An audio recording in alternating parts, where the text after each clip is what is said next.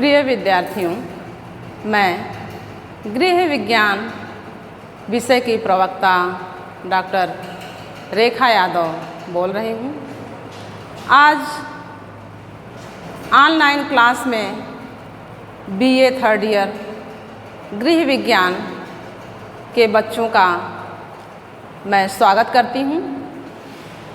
Third year में आपके 2 paper हैं। दोनों पेपर के नाम, first paper clothing and textiles अर्थात वस्त्र एवं परिधान, यह आपका फर्स्ट पेपर है। सेकंड पेपर एक्सटेंशन एजुकेशन अर्थात प्रसार शिक्षा। बीए थर्ड ईयर के आपके यह 2 पेपर हैं, जिसमें कि फर्स्ट पेपर वस्त्र एवं परिधान, सेकंड पेपर प्रसार शिक्षा। अब मैं आपको फर्स्ट पेपर वस्त्र एवं परिधान के बारे में कुछ बताने जा रही हूँ। जैसा कि सभी लोग जानते होंगे, मानव जीवन की मूलभूत आवश्यकताएं मुख्यतः 3 होती हैं। यह मूलभूत आवश्यकताएं 3 कौन कौन सी है, ये सबको पता है। भोजन, वस्त्र और आवास। फर्स्ट है भोजन, सेकंड आवास और थर्ड है वस्त्र। इस प्रकार से भोजन, वस्त्र और आवास मानव जीवन की यह मूलभूत 3 आवश्यकताएं होती हैं। वस्त्र के बिना व्यक्ति नहीं रह सकता है और आवास के बिना भी व्यक्ति नहीं रह सकता है। वस्त्रों का प्रचलन आज से नहीं बल्कि आदिकाल से, प्राचीन काल से होता चला आ रहा है। जब मानव में सभ्यता का विकास नहीं हुआ था और मानव जंगल में रहते थे, तो भी वह वस्त्रों का प्रयोग करते थे। उस समय वस्त्र के प्रयोग करने का रूप और तरीका अलग था। आज के वस्त्र और उससे बने हुए परिधान प्रयोग करने के तरीके अलग हैं। प्राचीन काल में जब उनको सभ्यता का ज्ञान नहीं था, तब वह घास फूस और पेड़ पौधों की छालों तथा जानवरों की खाल से अपने शरीर की सुरक्षा करते थे। वस्त्र का मुख्य उद्देश्य शरीर को सुरक्षा प्रदान करना होता है। वस्त्र का मुख्य उद्देश्य शरीर को सुरक्षा प्रदान करना होता है और यह हमारी शरीर की सुरक्षा किन किन चीज़ों से करता है? बाहरी कीड़े मकोड़े, तिलचट्टों से, इसके अलावा ऋतुओं से वस्त्र हमारे शरीर की सुरक्षा करते हैं। गर्मी से, ठंडी से और वर्षा से वस्त्र व्यक्ति की सुरक्षा करते हैं। इस प्रकार से वस्त्रों का प्रयोग प्राचीन काल से होता चला आ रहा है। वस्त्र के लिए कुछ उपयोगी रेशे होते हैं। प्रकृति में कई प्रकार के रेशे पाए जाते हैं, परंतु सभी रेशों से वस्त्रों का निर्माण नहीं किया जाता है। क्यों नहीं किया जाता है? क्योंकि वस्त्र को निर्मित करने के लिए रेशे में कुछ आवश्यक गुण होने चाहिए, और वह आवश्यक गुण क्या है? कोमलता है, लचीलापन है और आकर्षकता है।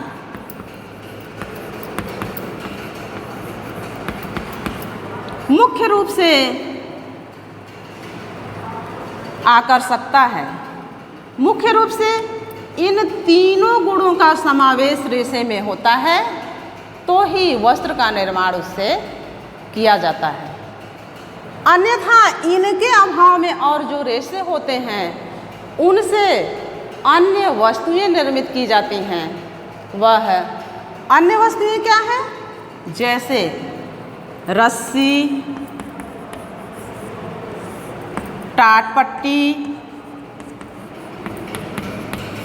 और बोरे का निर्माण किया जाता है, जिन रेशों में कोमलता, लचीलापन और आकर्षकता नहीं होती है। तो देखिए बच्चों, लचीलापन, आकर्षकता और कोमलता का अभाव प्राकृतिक रेशे में जूट में नहीं होती है, जो कि वनस्पतियों द्वारा प्राप्त किया जाता है। जूट एक ऐसा रेशा है जिसमें कि कोमलता नहीं होती है, आकर्षकता नहीं होती है और इसमें लचीलापन भी नहीं होता है, जिसके कारण इससे बनाए जाते हैं क्या? रस्सी, टाटपट्टी और बोरे। इन वस्तुओं का निर्माण किया जाता है। इसके अलावा वस्त्र, देखिए वस्त्र का प्रयोग पहनने के लिए तो किया जाता है, इसके साथ साथ वस्त्र का प्रयोग घर के अन्य दैनिक कार्यों में भी किया जाता है।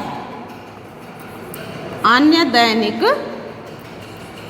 कार्यों में भी वस्त्रों का प्रयोग किया जाता है। तो अन्य दैनिक कार्यों में जो वस्त्र का प्रयोग किया जाता है वह क्या है? आपको बताते चले। यहीं दरी है, कालीन है, पर्दा है, सोफा कवर है,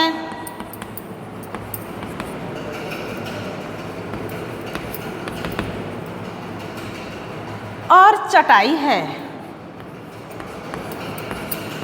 यह वस्तुएं वस्त्र के रूप में होती हैं, जिनका प्रयोग घर के अन्य कार्यों के लिए किया जाता है। बात समझ में आ गई? चूंकि वस्त्रों का प्रयोग पहनने के लिए तो होता है, लेकिन प्रकृति में बहुत सारे रेशे पाए जाते हैं। इन सभी रेशों से वस्त्रों का निर्माण नहीं किया जाता है। क्योंकि उसमें वस्त्रोपयोगी रेशों के गुण नहीं पाए जाते हैं। कोमलता, लचीलापन, आकर्षकता, लोचमयता, तन्यता, यह सभी वस्त्रोपयोगी रेशे के गुण होते हैं। जब तक यह गुण उन रेशों में नहीं होते हैं, तब तक उनसे वस्त्रों का निर्माण नहीं किया जाता है। तो इसलिए उन रेशों से भी अनेक वस्तुएं बनाई जाती हैं जो घर के अन्य कार्यों में प्रयोग में लाया जाता है। वह है आपका दरी, कालीन, पर्दा, सोफा कवर और चटाई आदि में किया जाता है।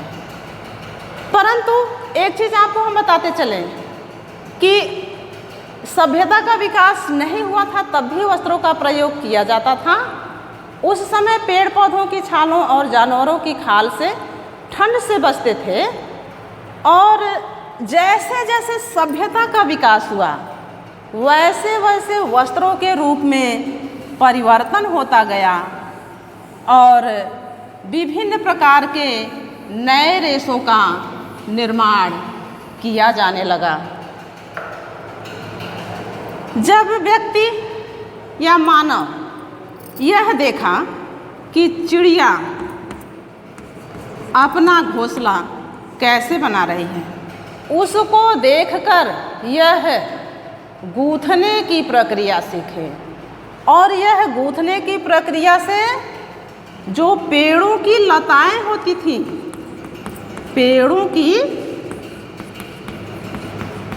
लताओं से यह गूंथना सीखें और गूंथ कर वह क्या बनाते थे, रस्सी, चटाई, कालीन आदि वह गूंथ कर बनाते थे। इसी प्रकार से धीरे धीरे वस्त्रों में बुनने की प्रक्रिया प्रारंभ हुई। सर्वप्रथम वस्त्रों का प्रयोग विभिन्न देशों में नहीं होता था। जो सभ्यता और संस्कृति से विकसित देश थे, सभ्यता और संस्कृति में विकसित देश कौन से थे? यूनान, मिस्र और भारत। यह सभ्यता और संस्कृति में विकसित देश थे। यह देश सबसे पहले वस्त्रों का निर्माण करना प्रारंभ किए। वस्त्रों का निर्माण पहले हाथों से किया जाता था, क्योंकि प्राचीन काल में हमारे पास न कोई मशीनीकरण थी, न कोई उपकरण था, न कोई वैज्ञानिक टेक्निक थी और व्यक्ति ओनली केवल निर्भर होता था किस पर? केवल प्राकृतिक रेशों पर निर्भर होता था और उन्हीं प्राकृतिक रेशों के द्वारा हाथ से बुनकर वस्त्रों का निर्माण किया करता था। और यह जो हाथ से निर्माण करते थे वस्त्र का, उसमें समय और श्रम अधिक लगता था। समय और श्रम अधिक लगने के कारण अधिक समय में, अधिक श्रम में सीमित मात्रा में वस्त्रों का निर्माण होता था, जिसके परिणाम स्वरूप बड़े बड़े शिल्पकार होते थे और यह बड़े बड़े शिल्पकार बहुत ही सुंदर और आकर्षक वस्त्रों का निर्माण करते थे। और जो सुंदर वस्त्रों का निर्माण करते थे उसे वह राजा, महाराजाओं को भेंट करते थे। यह सुंदर वस्त्र शिल्पकार यदि तैयार करते थे, बुनते थे, तो उसको वह राजा महाराजाओं को भेंट करते थे, जिससे कि उस शिल्पकार को यह राजा और महाराजा उन्हें उसका अधिक पारितोषिक देते थे, उसका अधिक पैसा देते थे। इतना ही नहीं, उन्हें पुरस्कार भी देते थे। इसके अलावा वस्त्र प्राचीन काल से ही देशों में, विभिन्न देशों में प्रयोग में लाए जाते थे। वस्त्र के कई महत्व होते हैं। चूँकि वस्त्र हमारी सुरक्षा के लिए मुख्य रूप से प्रयोग में लाए जाते हैं और यह हमारी सुरक्षा किन किन रूपों में करते हैं और विभिन्न कार्यों के लिए भी वस्त्रों का प्रयोग किया जाता है। चूँकि विभिन्न कार्य आपके कौन कौन से होते हैं, यह है विभिन्न कार्य। जैसे आपको बता दें, अंतरिक्ष यात्री, अंतरिक्ष यात्रियों के वस्त्र और वायुयान चालक के वस्त्र उनके अनुसार बनाए जाते थे, क्योंकि इनके लिए जिन वस्त्रों की आवश्यकता होती थी वह विशिष्ट रूप से तैयार किए जाते थे। तो इस प्रकार से अंतरिक्ष यात्रियों के लिए और वायुयान चालक के लिए भी विभिन्न विशिष्ट प्रकार के वस्त्रों का निर्माण किया जाता है। इसके अलावा और भी अन्य वस्त्र बनाए जाते हैं जो कि जल अवरोधक होते हैं और अग्नि अवरोधक होते हैं।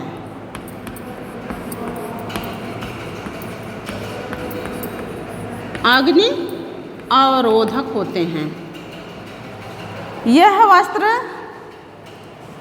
व्यवसायों में किसी भी तरह से रुकावट उत्पन्न नहीं करते हैं। यदि व्यक्ति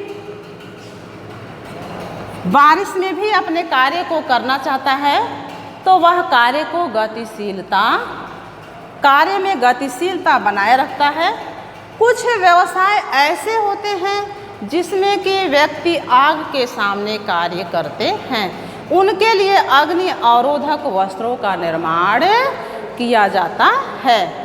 इसके अलावा वस्त्र व्यक्ति के शरीर को गर्म रखते हैं, उनकी सामाजिक प्रतिष्ठा प्रदर्शित होती है, उनकी आर्थिक स्थिति भी प्रदर्शित होती है। तो इस प्रकार से वस्त्रों का प्रयोग विभिन्न रूपों में विभिन्न कार्यों में भी किया जाता है। इतना ही नहीं, एक चीज़ हम आपको बताते चलें कि यह वस्त्र व्यक्ति के पद की पहचान कराते हैं, व्यक्ति के पद की पहचान कराते हैं या फिर व्यक्ति के पेशे की पहचान कराते हैं। जैसे कि आप देखिए, पुलिसमैन,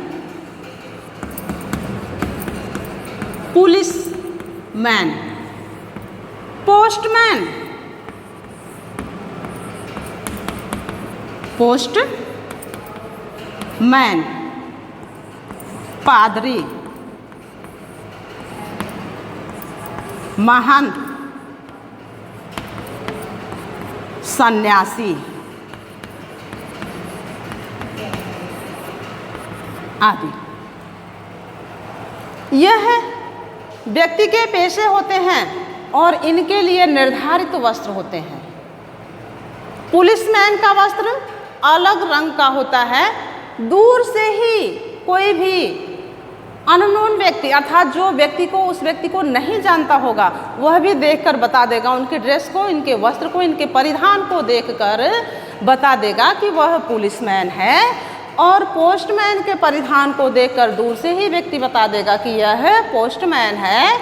और पादरी के भी वस्त्र को देखकर व्यक्ति बता देगा कि यह पादरी है। महंत और सन्यासी के भी वस्त्रों के रंग और रूप अलग अलग होते हैं। तो इस प्रकार से प्रकृति में विभिन्न प्रकार के जो रेशे पाए जाते हैं, उनसे अलग अलग पदों और अलग अलग व्यक्तियों की पहचान वस्त्र के द्वारा ही कर ली जाती है। और अंतरिक्ष यात्रियों के लिए भी वस्त्रों का निर्माण अलग ढंग से किया जाता है। वस्त्र विज्ञान का मानव जीवन से बहुत ही घनिष्ठ संबंध है। वस्त्र विज्ञान का मानव जीवन से बहुत ही घनिष्ठ संबंध है। इसे मानव से कभी भी अलग नहीं किया जा सकता है। एक गृहिणी अपने परिवार के प्रत्येक सदस्यों के लिए वस्त्रों का चयन तभी कर सकती है जब वह गृह विज्ञान में वस्त्र एवं परिधान का अध्ययन करती है, तभी वह परिवार के प्रत्येक सदस्यों के लिए वस्त्रों का चयन कर सकती है।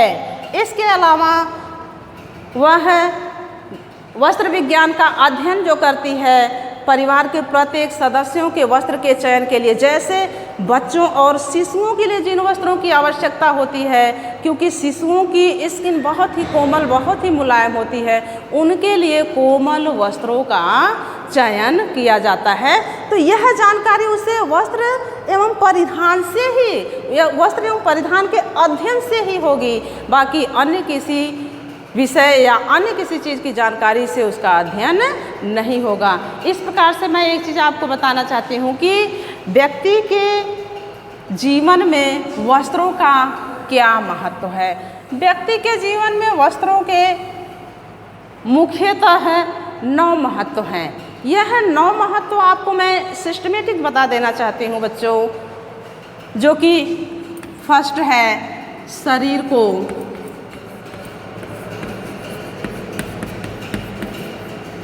गर्म रखने हेतु। शरीर को गर्म रखने हेतु, देखिए वस्त्रों का प्रयोग शरीर को गर्म रखने के लिए भी किया जाता है। इसके अलावा वस्त्रों का प्रयोग निजी श्रृंगार के लिए भी किया जाता है।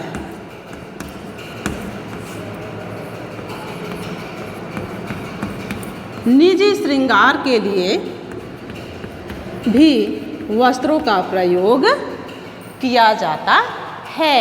इसके अलावा सामाजिक प्रतिष्ठा के लिए भी वस्त्रों का प्रयोग किया जाता है। सामाजिक प्रतिष्ठा के लिए भी वस्त्रों का प्रयोग किया जाता है। इसके अलावा 4 नंबर है वस्त्र सामाजिक प्रतिष्ठा के साथ साथ व्यक्ति के शरीर में कुछ दोष या अवगुण होते हैं, उन्हें छुपाने के लिए भी वस्त्रों का प्रयोग किया जाता है। अर्थात शारीरिक दोषों को, अवगुणों को, शारीरिक दोषों को, अवगुणों को छुपाने के लिए भी वस्त्रों का प्रयोग किया जाता है। तो शारीरिक दोषों, अवगुणों को छुपाने के लिए भी वस्त्रों का प्रयोग किया जाता है। इसके अलावा कार्य क्षमता में वृद्धि, वस्त्र व्यक्ति की कार्य क्षमता में वृद्धि करते हैं। अर्थात इस तरह के वस्त्र बनाए गए हैं जिससे कि व्यक्ति की कार्य क्षमता में वृद्धि होती है। अर्थात गर्मी हो, बरसात हो या ठंडी हो तो भी वह अपने कार्य को गतिशीलता प्रदान करते हैं, अर्थात किसी भी तरह से उनके कार्य में रुकावट नहीं आती है। उसी तरह से एक चीज़ हम आपको यहाँ स्पष्ट करते चले कि शारीरिक दोष और अवगुणों को यह कैसे छुपाता है। शारीरिक दोष और अवगुणों को यह छुपाता है, जैसे किसी के शरीर में कोई दाग है, कोई धब्बा है, या कट गया है, या जल गया है, या फिर मोटी औरत है, या बहुत छोटी औरत है, या छोटा व्यक्ति है, या फिर छोटी गर्दन वाला व्यक्ति है, या फिर लंबी गर्दन वाला व्यक्ति है, तो उनके लिए इस तरह के परिधानों का निर्माण किया जाता है जिससे कि उनकी दृष्टि, देखने वालों की दृष्टि वस्त्र पर, परिधान पर जाती है। इसलिए व्यक्ति का जो दोष होता है, व्यक्ति का जो अवगुण होता है, वह न प्रदर्शित होकर बल्कि वस्त्र एवं परिधान प्रदर्शित होता है, इसलिए उनके वह दोष छिप जाते हैं। इस प्रकार से अवगुणों और दोषों को छुपाने के लिए भी वस्त्रों का प्रयोग किया जाता है। इसके अलावा शरीर की सुरक्षा के लिए, शरीर की सुरक्षा के लिए वस्त्रों का प्रयोग किया जाता है। सुरक्षा यह हमें बाहरी कीड़ों मकोड़ों और ऋतुओं से करता है। यह व्यक्ति की सुरक्षा के लिए भी वस्त्रों का प्रयोग किया जाता है। इसके अलावा वस्त्र, जैसा कि अभी हम इंट्रोडक्शन में भी आपको बताया कि वस्त्र व्यक्ति के व्यक्तित्व को, पदों की पहचान कराता है। वह व्यक्ति के पदों की पहचान के लिए, वस्त्र व्यक्ति की पदों की पहचान के लिए भी प्रयोग में लाया जाता है। इस प्रकार से